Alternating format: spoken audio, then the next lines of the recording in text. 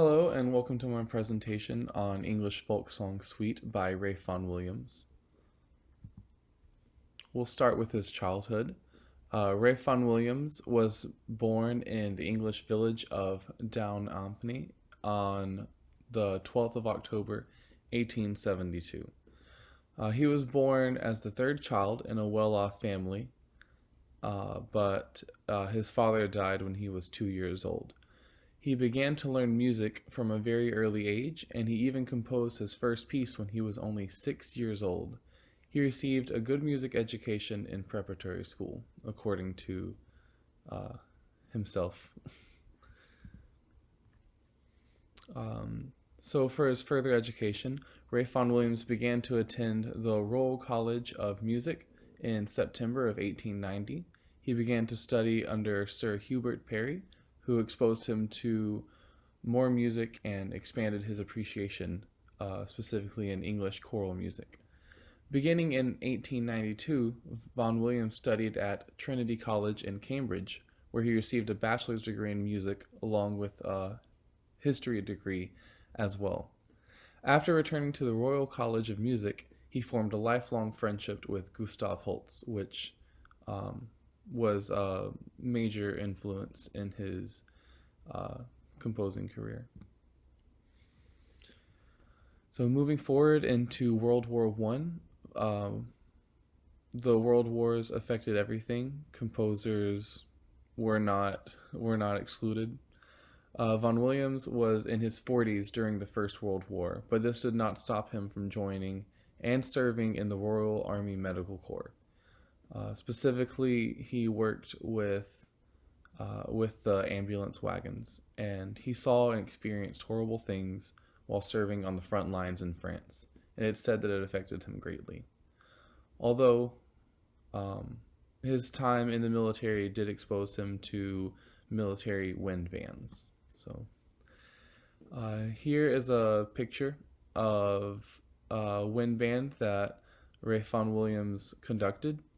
He is the tall man in the back on the right wearing darker clothes. So even during war, he made time for music. He conducted this military band during his time in the military. Throughout his entire life, Ralph Vaughan Williams received several awards and honors for his academic and musical accomplishments, including the honorary doctorate of music from the University of Oxford. At one point in his life, he was also offered a knighthood, but refused the honor, preferring to remain Dr. Vaughan Williams. Because, of course, if he was knighted, he would be a Sir. So he did receive the state honor of the Order of Merit, which would not alter his title. Here we have multiple other notable works. Some of these were all of these except Fantasia on Greensleeves and Symphony No. 5. He composed and published before English Folk Song Suite. He was already a very well established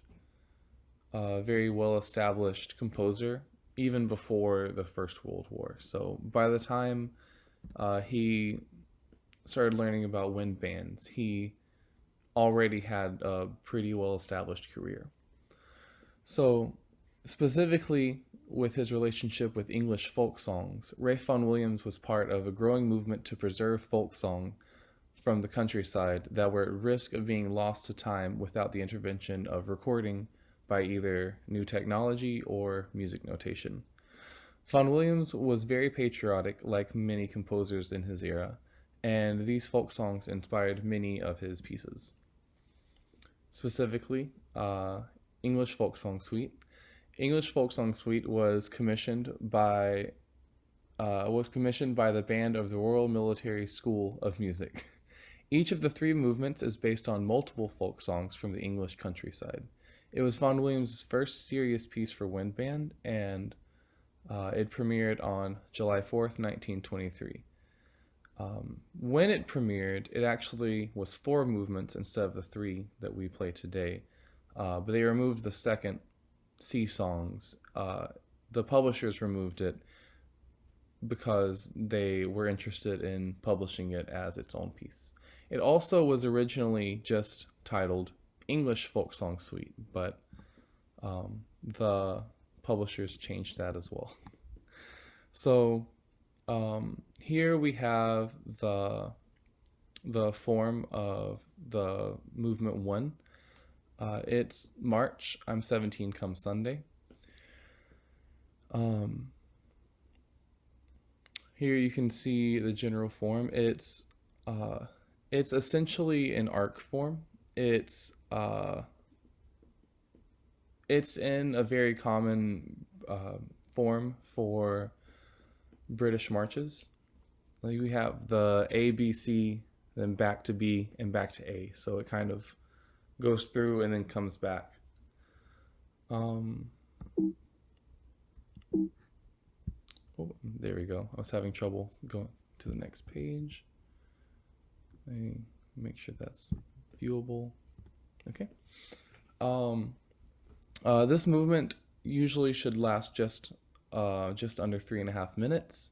It is in a common British march style, and the movement features melodies from I'm 17 come Sunday, Pretty Caroline, and Dives and Lazarus. I did make a note that great attention must be given to maintaining the style of the piece.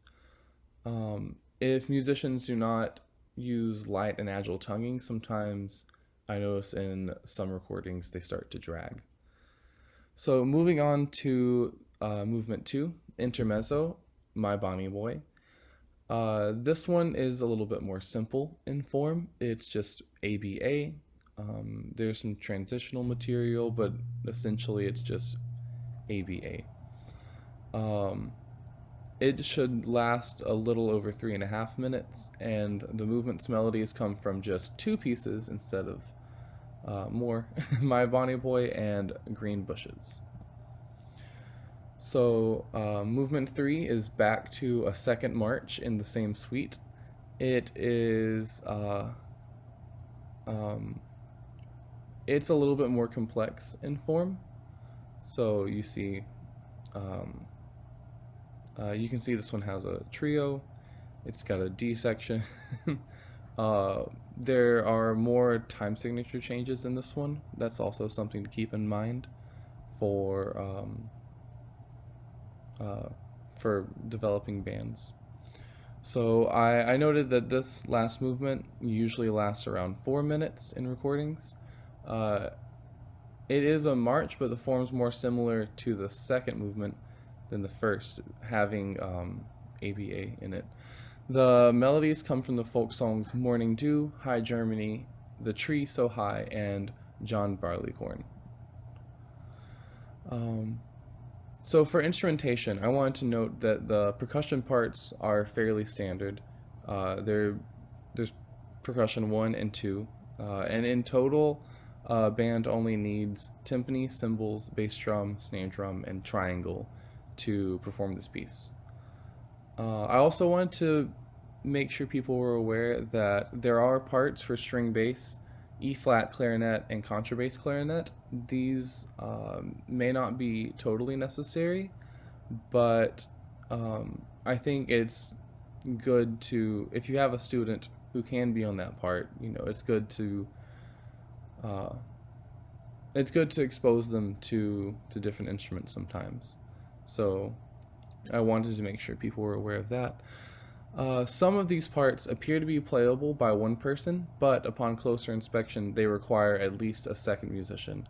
Yeah, I noticed that specifically the flute and piccolo part, it's presented as if one musician will play flute and piccolo, but there are divisi in it that make that impossible. I know the oboe part and a couple other are similar like that. There are divisi that aren't obvious at first.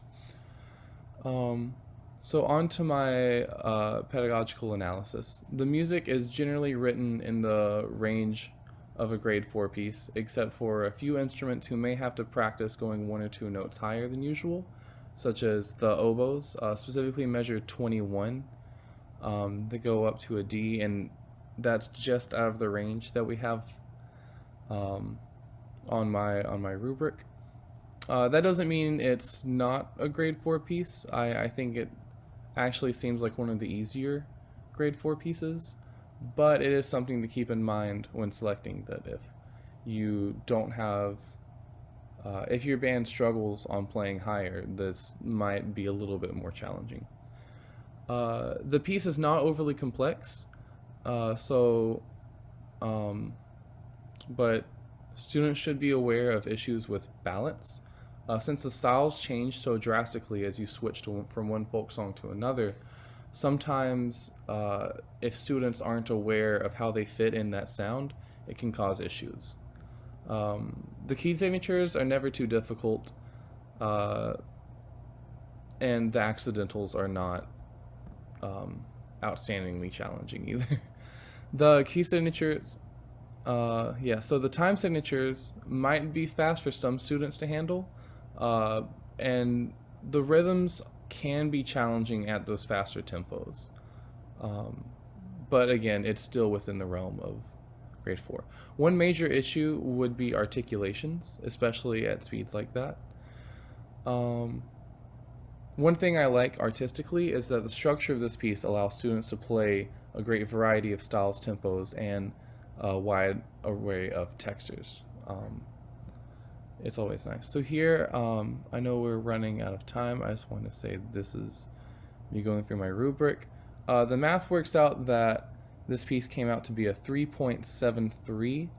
I think that's a little bit misleading because of some of the things scoring low, like the key signature, and the rhythms aren't incredibly complex, but especially in some of the registers that instruments are playing at, I would definitely count this as a grade 4 piece. Just due to the fact that the things that are grade 4, when they compound together, it wouldn't be appropriate for a grade 3 band to perform. Yeah, so for an audience perspective, because these movements are written around folk songs, even though an audience may not know them, these singable melodies are very pleasant. Any audience would be happy to hear a well-rehearsed band perform these pieces.